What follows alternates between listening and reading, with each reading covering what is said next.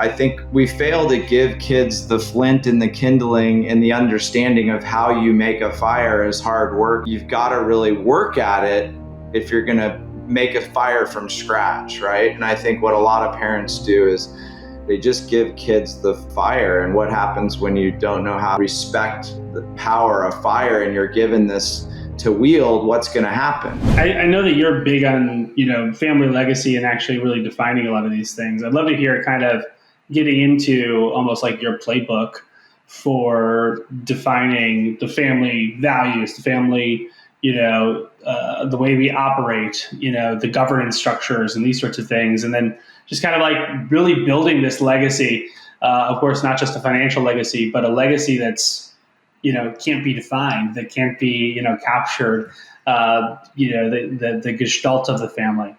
I'm curious, how do you go about doing that? Because if anyone's listening right now, most people don't do what you're about to walk us through, right?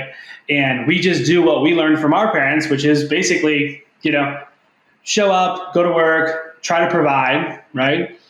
Usually at least they can put food on the table and, make ends meet. Try to have a little bit of fun, maybe go on a couple of vacations here and there.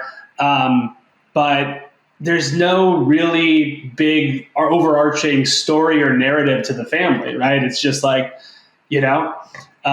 mostly then what ends up happening, in my opinion, is you end up picking up things from the culture, almost by osmosis. And the next thing you know, you're basically, a materialist, who's just chasing after money or trying to keep up with the Joneses, and you don't even know why, right?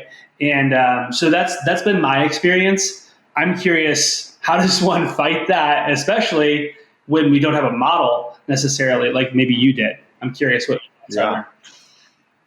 Well, I think we have to, number one, we have to start with some practical type thinking around like, okay, here's the deal. If you're going to leave a legacy, it's not going to really be about the tangible things that you leave behind, because the material items, the wealth, the money, businesses, cars, coins, collections, all these treasures that could be left really pale in comparison to what really matters is the intangible assets, which are somebody's character traits, their values, their work ethic, their vision for their life, their level of being able to experience joy or having emotional intelligence, like things, financial literacy. There's all these things that aren't taught in our schools.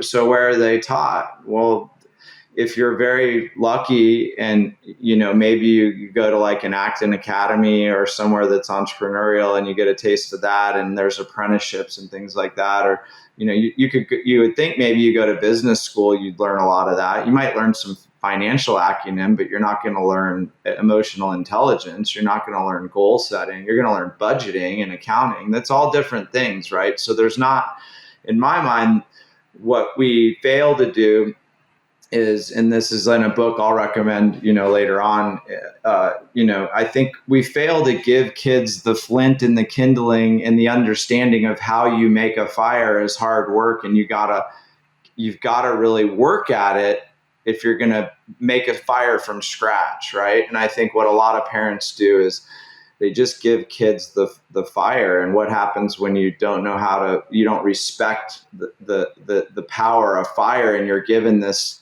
to wield, what's going to happen?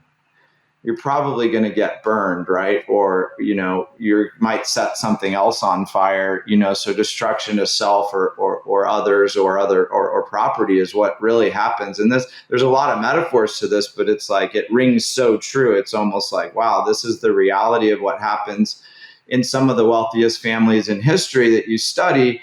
Some have done an amazing job of this, like the Rockefellers, and some have done an absolutely awful job of this, like the Vanderbilts, who at one point were one of the wealthiest families in the world. And now you look and there's not a single heir to that wealth that has any substantial amount of money remaining. And they inherited lots of money, like lots and lots of money. And what did they do is, they gave it all away. That could be admirable.